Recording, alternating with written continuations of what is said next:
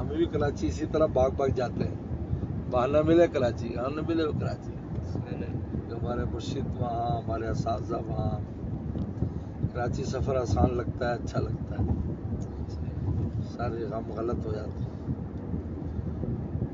کراچی اور مدینہ شریف بس دو جگہ بس تمنا ہی رہتی ہے، وہ اللہ تعالیٰ سفر بھی کراتے رہتے ہیں، سال میں 3 بار بھی مدینہ شریف کا سفر ہوا، 2 بار تو ہو ہی جاتا ہے، 3 بار بھی۔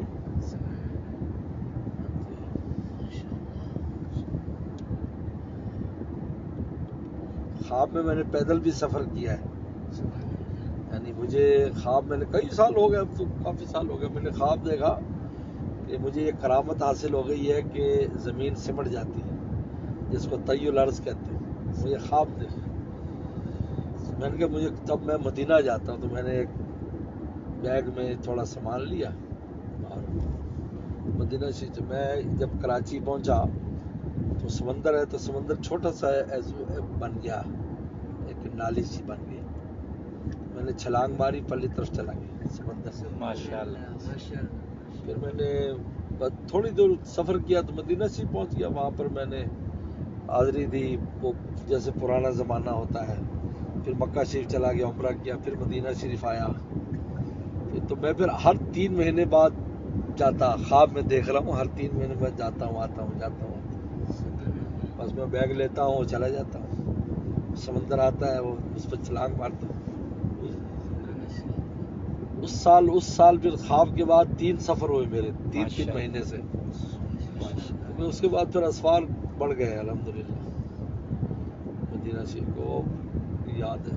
پھر حضرت میں نے خواب دیکھا کہ میں مدینہ شریف سے بادام اور پستے لایا ہوں، 2 ٹرک لایا ہوں، بڑے ٹرک نہیں، تو اپنے گیٹ پر کھڑے اور طالب علم ان کو اتار کے مدرسے میں ڈھیر لگا۔ تو حضرت مولانا لدھیانوی صاحب رحمۃ اللہ علیہ حیات تھے، میں نے اس کو ایک خواب سنایا، فرمایا کہ مدینہ سے فیضان لا کر تقسیم کرو گے۔ بادام پستہ تو بہت اعلیٰ قسم کا فیضان ہے نا،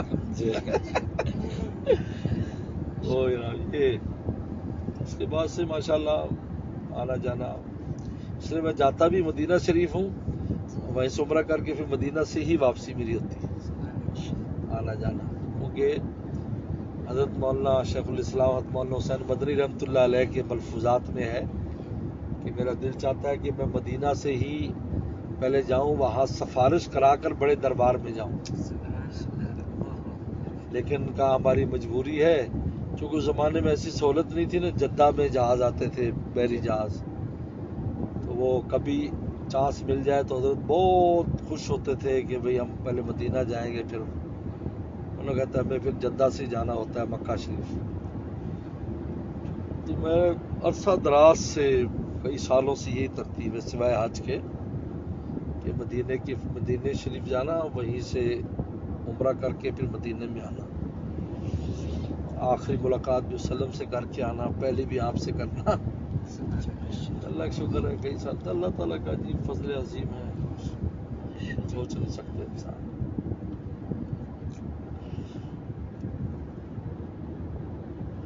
لیکن پورے یعنی طالب علمی میں تو خیر تصور بھی نہیں تھا، تمنا ہوتی تھی بہت دل پر۔ میں نے جب بھی اساتذہ کو اپنے احرام میں دیکھا، وہ حج پر جاتے تھے ہمارے سامنے، کیونکہ پہلے حج کے لیے کافی دن پہلے جانا پڑتا، 2 مہینے لگتے تھے یا 1.5 مہینہ۔ جب بھی احرام میں دیکھنا میں نے ضرور رونا، کبھی ایسا نہیں ہوا کہ احرام میں دیکھا اور میں رویا نہ ہوں۔ پھر فارغ ہو گئے، فارغ ہونے کے بعد پھر نہیں بنا، پورے 10 سال گزرے، لیکن دل میں یہ کہ کیا کریں، کیسے جائیں۔ پھر اللہ تعالیٰ نے جو راستہ کھولا تو ماشاءاللہ، یعنی پچھلے سال جو حج کیا، بس وہ بھی حج کیا، یعنی وہ چونکہ حج مہنگا بھی تھا، اور دوسری بات ہے کہ کچھ مسائل بھی تھے حج پہ جانے میں، تو ہم وہاں گئے ہوئے تھے کراچی، جمعے کا دن تھا، تو میں نے گھر والوں سب سے کہا کہ وہاں سمندر پر چلیں، مغرب سے پہلے جمعے کو مغرب دعا بہت قبول ہوتی ہے آخری اس میں، اور پھر سمندر کے وہاں ہم نے وہاں پھر سب نے اثر پڑی، اثر کے بعد پھر دعائیں کی، پانی سے وہیں وضو کیا اسی پانی سے، کچھ پانی میں کھڑے ہو کر پھر بیٹھ کر. تو ایسے دل میں دائی آیا کہ میں حج کی دعا کروں، دل میں ایسے آیا. تو میں نے اللہ میاں میں حج پہ جانا چاہتا ہوں اور میں کیا کروں، آپ بس دعا کر دی. اس کے بعد میں نے کہا میں ذکر بھی نہیں کروں گا کسی کے مجھے حج پہ جانا ہے، مشورہ بھی نہیں کروں گا. آج خود میرے کان میں بات آئے گی تو اس کا مطلب ہے کہ اوپر کام ہو گیا.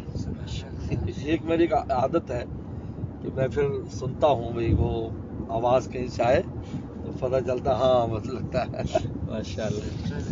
میں بالکل خاموشی اختیاری، معلومات ویسے لیتا رہا اخبارات ان سے، بھئی آج مہنگا بھی ہے اور کچھ یہ مسئلہ ہے وہ مسئلہ، کیونکہ کرونا کے بعد پہلا آج تھا نا جی، تو اس کے اندر شرائط یہ وہ بہت سی مسائل تھے.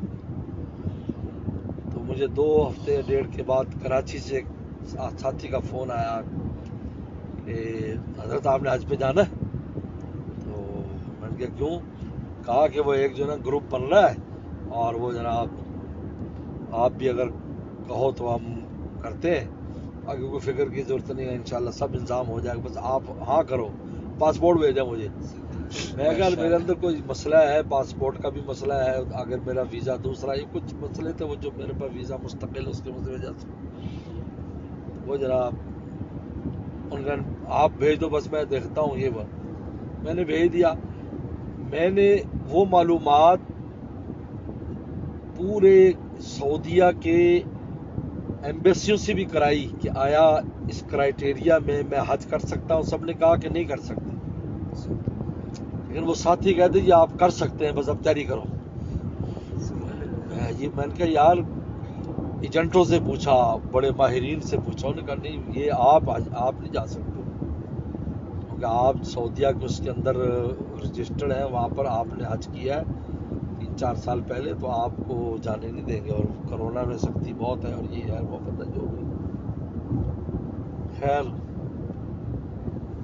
انہوں نے کہا کہ جی آپ کا ویزا آ گیا حج کا، تیاری کرو.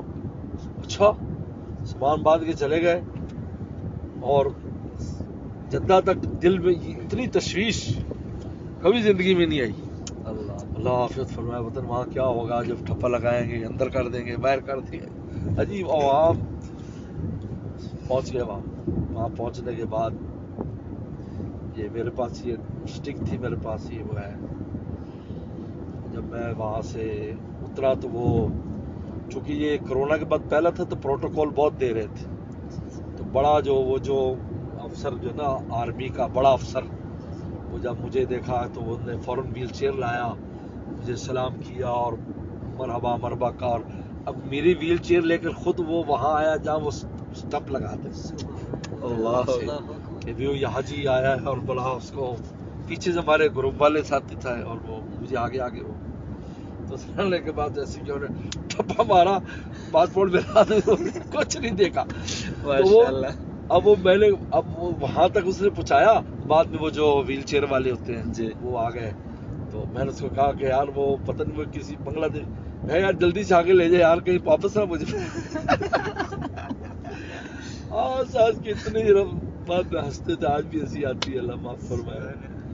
ایسی اللہ نے اس طرح پھر بڑے پروٹوکول سے ماشاءاللہ حج ہوا الحمدللہ بڑے عافیت کے ساتھ. اور یعنی سب حیران ہو گئے، سب نے کہا جی ہمارے سارے تجربے فیل ہو گئے. ہم تو کہتے تھے یہ تو اب کس طرح ہو گیا. میں کہ دیکھ لو اللہ نے عجیب فضل فرمایا ہے ماشاءاللہ. ہائے ہائے ہائے.